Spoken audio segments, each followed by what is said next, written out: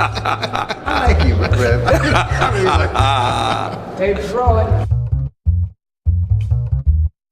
Union Temple Baptist Church, Southeast Washington, Anacostia. Inner Light Ministries in Southeast Washington, D.C.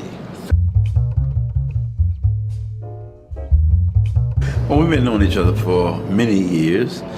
We met some time ago through a mutual associate, and we've been friends and working together ever since.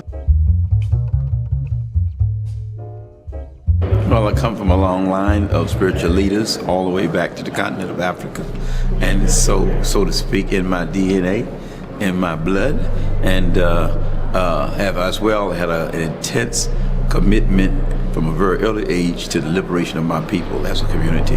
And that combination in the tradition of all the great freedom fighters of the black preacherdom, that was the call upon my life, and to which I have committed my life. I started more in human rights issues.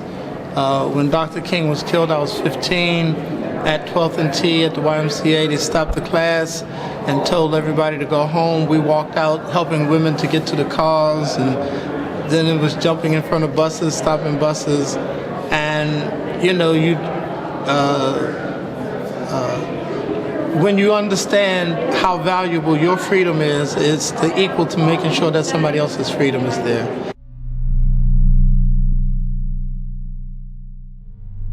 I'm actually on the board with this organization and a place of worship.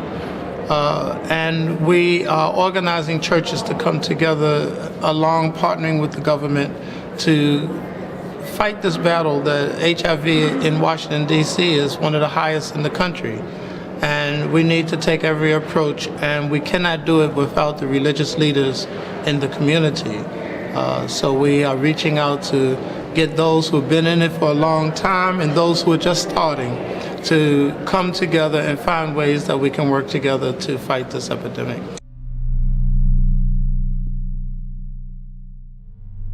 We've had an HIV/AIDS ministry for over 20 years.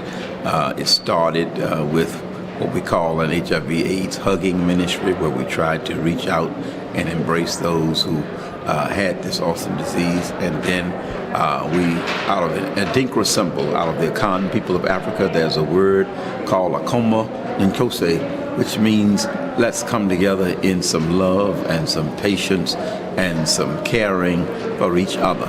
And so we have a ministry called the Akoma program, which we have been operating, which is multifaceted in as much as it deals with multiple kinds of services that we offer people with HIV/AIDS, and including counseling, including referrals to get other kinds of services. So we've been doing that for over 20 years. Our church isn't 20 years old yet.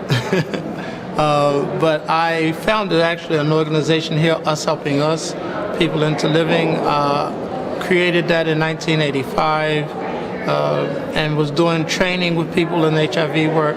Our church was started in 1983, and we've had an active ministry since then, actually in church.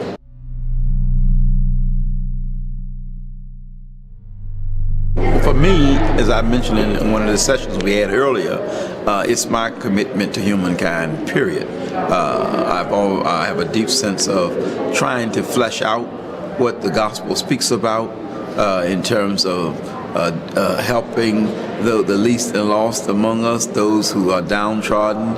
And so that's been my commitment in every facet of life. We have any number of programs that attempt to do just that. We have NA and AA anonymous programs. We have homeless programs. We have manhood, womanhood, rights and training programs for our youth. And the list just goes on and on, all about raising people's level of self-awareness, self-esteem, and self-value. You know, if you call into ministry mean action. And it's, scriptures tell us very plainly, feed people, clothe people, shelter people, pray for them, visit the sick and shut in. And that is a commandment. And it says, love your neighbor. So it is impossible to do the work of God without putting action into it and loving people right where they are. But we must,